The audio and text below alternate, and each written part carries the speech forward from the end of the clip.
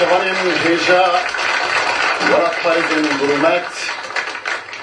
Cejna Ramazani ya Piruz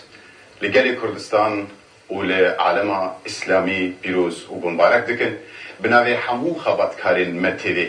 هر وساجی میوان میینگ و لورا آمدن جشن رمضان پیروز و همیا پیروز و بمبارک به سر شواتنه این هجانها لسر خطا تلفنامه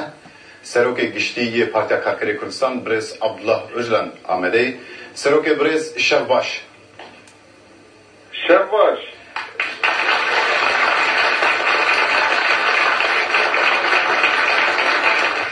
دیروکا اسلامیت داشی جشن دژی ظلمه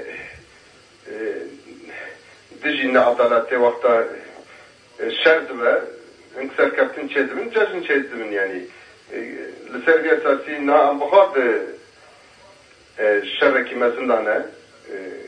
اسکانه ببیم ده عالم اسلام دا شری کلمه دکه اگر حبک درستیه اسلامیت مایه جوی اسلامیت هم بین